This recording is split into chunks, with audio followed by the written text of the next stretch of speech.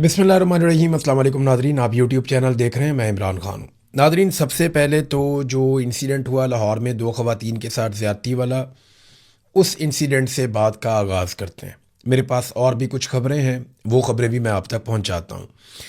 इसमें जो लड़के अभी पकड़े गए हैं ना, उनमें 3 लड़कों के नाम मैं जानता हूँ, और जहाँ से ये लड़के पकड़े गए और जिस तरह इन्होंने गिरफ़्तारी दी और जिसने इस गिरफ़्तारी में किरदार अदा किया, अब आहिस्ता आहिस्ता कहानी खुलकर सामने आ रही है, क्योंकि लोग राब्ते करना शुरू हो गए हैं।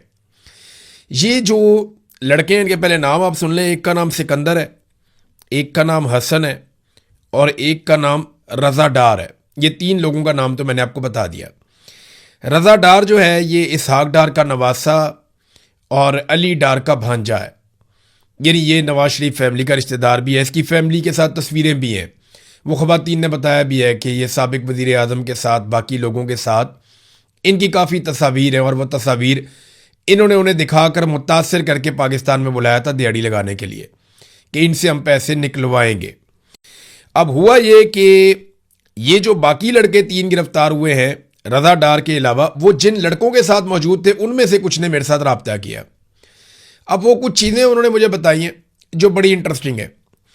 जो हकायक है वो अब मैं आपके सामने रखता हूँ। एक तो ये जो कहानी सुनाई जा रही है ना, कुछ टाउट्स आ गए टीवी पे, जनाब बड़ा कमाल, पंजाब पुलिस ने ये कर दिया, उनके पास ट्रैक एंड ट्रेस का एक सिस्टम है, उन्होंने इस तरह करके किया, उस तरह करके किया।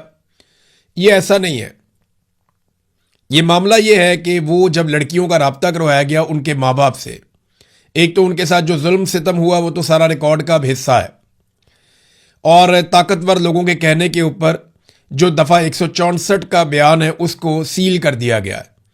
वो ख़वातीन जो कुछ बताकर गई हैं वो चीज़ सील कर दी गई है, और अब केस को दबाने की कोशिश की जा रही है, क्योंकि इसके पीछे शरीफ ख़ानदान का, क्योंकि बीच में नाम आ गया है, उनके लोगों का नाम आ गया, लिहाजा आपको पता है, आइडिया आपको है कि फिर क्या होता है। देखिए ना, इसहाक डार का दफ्तर तो इस्तेमाल हुआ वीज़ों के लिए, और वहीं से ये कहानी शुरू होती है। जब वो लड़कियों ने अपने वालिदैन से रब्ता किया तो वो जो डच लड़की थी उसने अपनी ज़ुबान में कोई कोड बताया वालिदैन को, और उन्होंने फिर रब्ता किया एम्बेसी के साथ। मामलात बड़े गर्म हो गए, फौरी तौर पे सिस्टम मुतहर्रिक हो गया, और फिर अली डार ने मुबैना तौर पे रब्ता किया उन लड़कों से। अब ये बात उन लड़कों की है जो लड़के गिरफ्तार हुए हैं, और उन लड़कों ने ये बात अपने दोस्तों को बताई, अपने करीबी लोगों को बताई, और वहीं से उठकर वो फिर बाद में गिरफ्तारी देने के लिए भी गए। और उस वक्त भी अली डार उनसे राब्ते में था, जो इसहाक डार का बेटा है और जो इस वक्त पंजाब के अंदर एक मिनिस्टर भी है। तो अली डार ने राब्ता किया इन लड़कों को कि मुझे एग्जैक्ट लोकेशन अभी भेजो उस जगह की, और तुम फौरी तौर पे वहां से निकलो। तो उन लड़कों को अली डार साहब ने मुबैना तौर पे वहां से निकाला, और वहां पे जो लोकेशन है वो भी मंगवाकर पुलिस को दी। फिर पुलिस जब वहां पे पहुंची तो वहां सिर्फ लड़कियां थी, उनको बाजियाब करवा लिया गया। बस सादी बात यह है, लड़कियां इस तरीके से बाजियाब हुई हैं। वो लड़के वहां पे नहीं थे, पुलिस ने कहा जी हमें बंदे चाहिए। फिर उनमें से एक लड़के को अली डार का फोन आता है, और अली डार उस लड़के को कहते हैं कि यार कोई बंदा फिर तैयार करो अपनी जगह पे जो ये इल्ज़ाम अपने सर के ऊपर ले ले, तो तुम्हारी बचत है।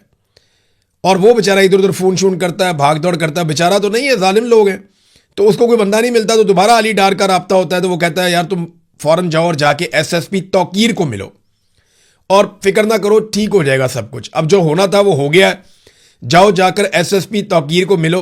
भागने दौड़ने का फायदा कोई नहीं है, जाकर वहां पे गिरफ्तारी दो, हम मामलात को देखते हैं, मामला ठंडा हो जाएगा। बहरहाल जो भी यकीन दहानी करवाई अली डार ने बहला फुसला के उस लड़के को, अब मैं उसका नाम नहीं बताऊंगा इस वक्त आपको, ये जब कोई मुझे चैलेंज करेगा तो फिर मैं चीज़ें सामने रखूंगा, मेरे पास सबूत है इन सारी बातों के, क्योंकि जिसने मुझे बताया उसने ये कहा मुझे, तो मैं ये बता रहा हूं, और ये मुबैना तौर पे है जिस तरह मुझे बताया गया। और उस बंदे ने बताया, जो बंदा साथ मौजूद था जब वो लड़का उठ के गिरफ्तारी देने के लिए गया, और वो लड़का रो पिट रहा था, उसने सारा कुछ बताया। उसने कहा जनाब मेरा उस तरह का कसूर नहीं है, ज़्यादा कसूर उसका रज़ा डार का है जो इसहाक डार का नवासा है, यानी ज़्यादा कसूर इसहाक डार के नवासे का है। और वो तो अड़ गया था कि मैंने बहुत ज़्यादा पैसे इन लड़कियों से लेने। वो लड़कियां कह रही थी अच्छा ठीक है हम $1-2 लाख दे देते हैं, लेकिन वो कहता था नहीं जी मैंने तो इनसे $3 मिलियन लेने हैं। पहले 3 मिलियन पे अड़ गया, फिर और पैसे कम हो गए, फिर 15 मिलियन के ऊपर, 1.5 मिलियन के ऊपर कोई बातचीत हो गई। तो वो कहानी एक अलग है, वो लेन देन का तो मामला नहीं है। मामला तो असल ये है कि इंसानियत की तजलील की गई है, बड़ा जुल्म हुआ है, जबर हुआ है और ज्यादती हुई है 2 खवातीन के साथ, जो पाकिस्तान की शहरी भी नहीं है, और पाकिस्तान का इमेज खराब हुआ है इस केस की वजह से। तो अली डार साहब का ये रोल अभी तक, यहां तक तो पता चला है, बॉस के बारे में अभी तक नहीं कोई बता रहा। यानी बॉस के बारे में एक कहानी मार्केट में फ्लोट की जाएगी आने वाले वक्त में कि ये बॉस कोई तीसरा चौथा आदमी है। कई लोग जो है वो ये दावा कर रहे हैं कि बॉस जो है वो भी शरीफ खानदान का बंदा है, लेकिन बॉस के बारे में ये दावा किया जा रहा है कि वो कोई अलग आदमी। ये कहानी अभी मार्केट में आ जाएगी, लेकिन असल बात यह है कि उसको गिरफ्तार करके सामने लाया जाए। अब बंदे अरेंज किए जा रहे हैं इस तरह के जो आकर ये इल्जाम अपने ऊपर लें। कहानी जो नहीं आएगी ना, वो पता क्या आएगी, मैं आपको बता देता हूं कि जनाब ये जो लड़के हमने गिरफ्तार किए हैं ना, ये कहानी मैं आपको बता रहा हूं जो तैयार हो रही है, और बाकायदा एक जगह बैठ के कहानी तैयार हुई है कि ये जो लड़के अभी गिरफ्तार हमने किए हुए ना, इनका इतना बड़ा किरदार नहीं है, इनका तो लेन देन का मामला था, तो ये तो रिकवरी करना चाहते थे, तो इन्होंने कुछ लोगों को बुलाया खवातीन पे सख्ती करने के लिए, ये वहां से चले गए। खवातीन के साथ पता नहीं उन लोगों ने क्या किया, वो जो भी उन लोगों ने खवातीन के साथ किया उसमें इन लड़कों का कोई किरदार नहीं है। अब ये कहानी इस तरह ट्विस्ट देने की कोशिश की जाएगी। खवातीन को खरीदने की भी कोशिश की जा सकती है, बहुत मुमकिन है इसके लिए भी कोशिश की जाए, लेकिन बॉस के बारे में अभी तक कोई नाम सामने नहीं आया। और ये लड़के गिरफ्तारी से पहले जहां मौजूद थे वहां मेरा किसी से रब्ता हुआ, और पहले कहा गया अपनी जगह बंदा तैयार कर लो, फिर कहा गया जाके एसएसपी तौकीर से मिल लो, थोड़ा बर्दाश्त करो, मामला जो हैं वो हल हो जाएंगे, कुछ नहीं होता तुम्हें, तो ये मामला ठंडा हो जाएगा आहिस्ता आहिस्ता। अब एक और खबर मेरे पास ये है कि इन लड़कों में जो एक कमज़ोर लड़का है निस्बतन, जिसके पीछे आने वाला कोई नहीं है बाद में, मुझे एग्जैक्टली उसका नाम पता है लेकिन मैं फिलहाल किसी वजह से नाम नहीं ले रहा। इनमें जो निस्बतन कमज़ोर लड़का है, ये उस लड़के पे सारा मुद्दा डालना चाहते हैं कि वो जो बाकी बदमाशों को लेकर आया था वो लड़का लेकर आया था, और ये जो जुल्म और जबर वाली सारी कहानी है इसके पीछे भी वो लड़का है, तो ये जो बड़े और ताकतवर लोग हैं ये इससे बच जाए, बॉस का किसी को पता ही ना चले। तो अब ये कहानी इस तरफ को जा रही है, देखते हैं आने वाले वक्त में इसके अंदर और क्या निकलता है। ये वो तफसीलात हैं जो अब मेरे पास थी, मैंने आपके साथ शेयर कर दी हैं। बहुत सारी चीज़ें और भी हैं, लेकिन ये केस खराब हो जाएगा। पुलिस जो कर रही है ना, वो जो जो करती चली जाएगी वो बाहर निकलता जाएगा, क्योंकि बहुत सारे लोग अब हमारे साथ राब्ते में हैं और वो बता रहे हैं कि यहाँ पे क्या ज्यादती और क्या जुल्म हो रही है। वो भी उन्होंने बताया कि जिस किस्म की वीडियोज है, वो 2 लड़कियों के जो बयानात हैं, वो जो उनका दफा 164 का बयान है, ये सारी चीजें अगर मंजरे आम पे आ जाए तो भूचाल आ जाएगा। नाजरीन, ईरान के अंदर एक बड़ी डेवलपमेंट आपको पता है हो रही है। शहीद आयतुल्लाह अली खामनाई की शहादत के बाद अब उनकी तदफीन का मरहला आ गया है। देखिए, शहीद हुए थे वो आज से कई महीने पहले, 28 तारीख थी फरवरी की, जब अमेरिका ने अटैक किया था।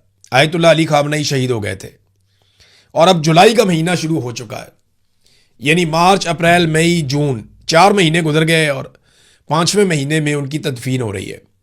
ये बहुत देर के बाद तदफीन की जा रही है। इसकी वजूहात भी हैं कि इस बीच में जंग लगी रही, बड़ी गैर मुतवक्के सूरत हाल थी। उन्हें इस बात का डर था कि हम जब तदफीन का मरहला आएगा तो कोई अटैक ही ना हो जाए, कोई और मामलात ना हो जाएं। बहरहाल पहले मुज़ाकरात वगैरह हुए और उसके बाद जब चीज़ें कुछ नॉर्मलाइज हुई तो अब तदफीन की जा रही है। 100 के करीब ममालिक से लोग वहाँ पे गए हैं ईरान में। अरब ममालिक के बारे में ये खबर दी गई अमरीकी मीडिया में, और ये दावा किया गया कि अरब ममालिक को अमेरिकन सरकार ने इन्फ्लुएंस करने की कोशिश की कि आप लोगों ने नमाज जनाजा में नहीं जाना और आप ईरान से अपने आप को डिस्टेंस करें, वरना अमेरिका के साथ आपके मामलात अच्छे नहीं होंगे। अब इस किस्म की खबरें रिपोर्ट हुई, लेकिन इसके बावजूद सऊदी अरब से भी वफद गया और ममालिक से भी गया। अफगानिस्तान से 2 वफद आए। एक वफद तो अफगान तालिबान का जो है उनकी सरकार का, और दूसरा जो अफगानिस्तान के अंदर नहीं रहते, अहमद मसूद वगैरह, ये इनको भी बुलाया गया ईरान ने, और उनको टाइटल दिया कि ये मुज़ाहमत करने वाले लोग हैं, तो उनको भी बुला लिया। तालिबान ने इसके ऊपर बुरा बनाया, लेकिन फिर भी दोनों को एक जैसा प्रोटोकॉल दिया गया ईरान के अंदर। पाकिस्तान की जानिब से शहबाज शरीफ, इसहाक डार और वज़ीर आला सिंध वो भी गए हैं, मोहसिन नकवी भी गए हैं, बिलावल जरदारी भी है, फील्ड मार्शल आसिम मुनीर भी है। ये सारे लोग गए हैं पाकिस्तान की तरफ से, और बहुत बड़ा वफद है पाकिस्तान का जो इस नमाज जनाजा में शिरकत के लिए गया, फ्यूनरल में शिरकत के लिए। लेकिन मैं ये तस्वीर आपको एक दिखाता हूं, इसको जरा देखें आप और अंदाजा करें कि क्या ये प्रोटोकॉल है, क्या ये दुरुस्त प्रोटोकॉल है कि फील्ड मार्शल सेंटर में सरकारी मुलाजिम जिसने रिटायर हो जाना है 22वें ग्रेड का ऑफिसर, और वजीर आजम उनके एक पहलू में और नायब वजीर आजम उनके दूसरे पहलू में, यानी वस्त में फील्ड मार्शल और एक साइड पे वजीर आजम और दूसरी साइड पे नायब वजीर आजम, और बिलावल जरदारी पीछे हाथ बांध के सर झुका के अच्छे बच्चों की तरह चल रहा है। यह मनाजिर देखकर मुझे बड़ी खुशी हुई। देखें, जुल्फिकार अली भुट्टो ने जो सियासत शुरू की थी ना अयूब खान के साथ मिलकर, जो protocol field marshal Ayub Khan को जो हैसियत जुल्फिकार अली भुट्टो ने दी वो डैडी करार देते थे, अब वही हैसियत बिलावल आज फील्ड मार्शल आसिम मुनीर साहब को दे रहे हैं। तो भुट्टो साहब ने वो जो दाग धोया वो अपने खून के साथ धोया, उनकी बेटी को अपना खून देना पड़ा तब जाके ये दाग धुले। लेकिन जरदारियों ने जब पीपल्स पार्टी पे कब्जा किया तो चाहे वो आसिफ जरदारी हो चाहे वो बिलावल जरदारी हो, उन्होंने पीपल्स पार्टी को वहीं पहुंचा दिया जहां से जुल्फिकार अली भुट्टो ने अयूब खान को डैडी कहते हुए आगाज किया था। तो बड़ा अनफॉर्चुनेट है, अपने खून के साथ कुर्बानियां देकर जो धब्बे और दाग धोए थे, पीपल्स पार्टी ने बहुत कुर्बानियां दी थी, वो सारे दाग जो हैं वो फिर से लगा दिए जरदारियों ने आकर पीपल्स पार्टी के ऊपर। तो मेरा ये जाती तौर पे मानना है कि फील्ड मार्शल को पिछली किसी सफ में और साइड पे होना चाहिए था, प्राइम मिनिस्टर को सेंटर में रखना चाहिए था, चाहे वो जाली प्राइम मिनिस्टर है, चाहे फील्ड मार्शल ने लाके बिठाया हुआ है जाली फार्म 47 के ऊपर, लेकिन पीछे होना चाहिए था फील्ड मार्शल को। ये प्रोटोकॉल के खिलाफ है, ये नामुनासिब है। देखिए, जब तक हम ये अलाइनमेंट अपनी ठीक नहीं ना करेंगे कि किसने कहाँ खड़े होना है और किसको क्या हैसियत मिलनी चाहिए, जब तक हम अपनी अलाइनमेंट ठीक नहीं करेंगे तब तक हमारा मुल्क ठीक नहीं होगा, बदकिस्मती से। और ये हकीकत है, हम इससे भाग भी नहीं सकते। मुल्क दायरों में घूमता रहेगा जब तक कि हम ये अलाइनमेंट ठीक नहीं करेंगे। पाकिस्तान तहरीक इंसाफ के ऊपर एक तनकीद होती थी कि चंद साल कबल आने वाले बैरिस्टर गौर को जनाब बना दिया गया चेयरमैन पार्टी का। वो चंद साल पहले आए थे, शेख वकास अकरम, उनको बना दिया गया पार्टी का इंफॉर्मेशन सेक्रेटरी, और इस किस्म की तनकीद होती थी। अभी एक दिन पहले पाकिस्तान पीपल्स पार्टी को छोड़ा और ज्वाइन किया आईपीपी को सरदार तनवीर इलियास ने। एक दिन पहले, ये एस्टेब्लिशमेंट की खास पार्टी है आईपीपी, इस्तेहकाम पाकिस्तान पार्टी, अलीम खान आजकल इसको चला रहे हैं। तो एक दिन पहले इस्तेहकाम पाकिस्तान पार्टी को ज्वाइन करते हैं और अगले दिन वो इस्तेहकाम पाकिस्तान पार्टी के सदर बन जाते हैं पूरे आज़ाद कश्मीर के। है ना इंटरेस्टिंग? तो पाकिस्तान तहरीक इंसाफ पे जिन बातों पर लेकर तनकीद की जाती है मीडिया में, बाकियों के लिए वो क्राइटेरिया उतना सख्त है ही नहीं। ये बड़ा अनफॉर्चुनेट है। हुकूमत ने अवाम को रिलीफ देना था, पेट्रोलियम मसनूआत की कीमतों में बड़े दावे और वादे किए जा रहे थे, बड़ी बातें की जा रही थी, लेकिन एक मरतबा फिर अवाम को पेट्रोलियम मसनूआत की कीमतों में कोई रिलीफ नहीं दिया गया। आलमी सतह पर कीमतें कम होने के बावजूद पाकिस्तान की जो मिलिट्री एस्टेब्लिशमेंट की बनाई हुई सरकार है, फील्ड मार्शल आसिम मुनीर और शहबाज शरीफ साहब, क्योंकि सरकार तो इन दोनों लोगों की है, इन्होंने किया यह है कि जो पेट्रोलियम लेवी है उसमें मजीद ₹6.25 का इजाफा कर दिया है। ये ज़ीशान यूसुफ साहब की टाइमलाइन से मैं बता रहा हूं कि अवाम को पेट्रोलियम मसनूआत की कीमतों में रिलीफ देने की बजाय पेट्रोलियम लेवी में मजीद ₹6.25 का इजाफा कर दिया गया। ये नाज़रीन हालात हैं, जबकि पेट्रोलियम मसनूआत की कीमतों में जो कमी है वो इंतहाई मामूली है, यानी ₹2 से भी कम कीमत कम की है इन्होंने पेट्रोलियम मसनूआत की। बढ़ाते हैं तो 150-150 रुपये बढ़ा देते हैं एक एक रात में, जब कम करते हैं तो ₹2 से भी कम। अंदाजा करें आप कैसा इन्होंने कौम को चूना लगाया, लेवी के नाम पे कौम को चूना लगा रहे हैं और लगाते चले जा रहे हैं, बाद ही नहीं आ रहे। नादरीन, हमारे शहीद अरशद शरीफ, उनका केस आपको पता है कीनिया में चल रहा था बड़े लंबे अरसे से, और कीनिया में यह साबित हुआ कि यह कोई हादसा नहीं था, ये जो कत्ल है ये जानबूझकर किया गया था। शहीद अरशद शरीफ की फैमिली कोशिश कर रही है कि किसी तरह उन्हें इंसाफ मिले। कीनिया में जो लोग कातिल हैं, जिनके हाथों से बंदूकें चली हैं, वहां तो इंसाफ मिले। जो इस कत्ल के पीछे है, जिनके पाकिस्तान में नाम लिए गए, चले वहां इंसाफ मिलने में ताखीर हो सकती है तो कीनिया में तो काम शुरू हो। लेकिन कीनिया की सुप्रीम कोर्ट ने पाकिस्तानी सहाफ़ी अरशद शरीफ की हलाकत के जिम्मेदार पुलिस एहलकारों के खिलाफ फौजदारी कार्रवाई का हुक्म देने की दरख्वास्त मुस्तरद कर दी। अदालत ने अपने फैसले में वादे किया है कि अदालतें डायरेक्टर ऑफ पब्लिक प्रोसिक्यूशंस को यह हदायत नहीं दे सकती कि वो कब या आया किसके खिलाफ फौजदारी मुकदमा कायम करें, उनका टेक्निकल मामला है। तो उन्होंने कहा जी हम ये हुक्म जारी नहीं कर सकते। लेकिन क्योंकि पिछली अदालत ये कह चुकी है कि, और ये फैसला आ चुका है कि शहीद अरशद शरीफ का जो कत्ल है वो कत्ल है और वो जानबूझकर मारा गया है, वो पहचान ना आने का कोई मामला नहीं है। या कोई मिस्टेक नहीं है, कोई गलती से वो काम नहीं हुआ, वो जानबूझकर किया गया था। तो मकामी मीडिया में जो खबरें शाये हुई उनमें अरशद शरीफ की अहलिया जवेरिया सदीक की, क्योंकि वो ज़्यादातर इस मामले को देख रही थी, तो उन्होंने सुप्रीम कोर्ट से रुजू किया था पिछले फैसले के कुछ हिस्सों पर, लेकिन सुप्रीम कोर्ट से उन्हें वहाँ पे इंसाफ नहीं मिला। असल में तो इसका इंसाफ पाकिस्तान में होना है। इसके ताने बाने पाकिस्तान में आकर मिलते हैं कि किन लोगों की वजह से अरशद शरीफ को पाकिस्तान छोड़ना पड़ा, किन लोगों ने उन्हें यूएई से निकलवाया, फिर किन लोगों ने उन्हें धमकाया, उन्हें परेशान किया, उन्हें जान से मारने की धमकियां दी, किन से डरकर वो कीनिया के अंदर रहने पर मजबूर थे, और फिर कीनिया में किसने उनका ये कत्ल करवाया।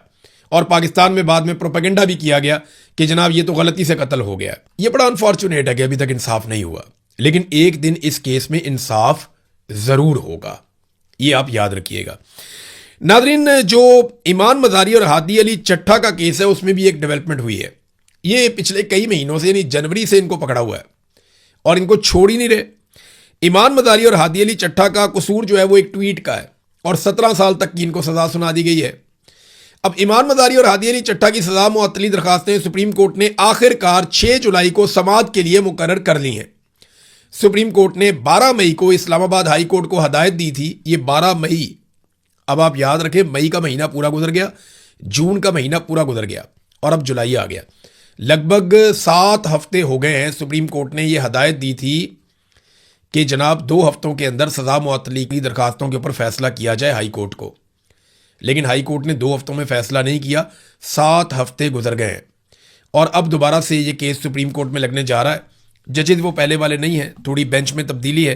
3 रुकनी बेंच पीर वाले दिन सुनेगा। तो मैं उम्मीद करता हूं कि पाकिस्तान की ये बेटी ईमान मज़ारी और हादी अली चट्ठा ये दोनों रिहाई पा के बाहर आ जाएंगे। इन्होंने कमज़ोरों के लिए बहुत आवाज़ उठाई है, तो सारे पाकिस्तान को इनके लिए ज़रूर आवाज़ उठाते रहना चाहिए। अब तक के लिए इतने, अपना ख्याल रखिएगा, अपने इस चैनल का भी। अल्लाह हाफ़िज़।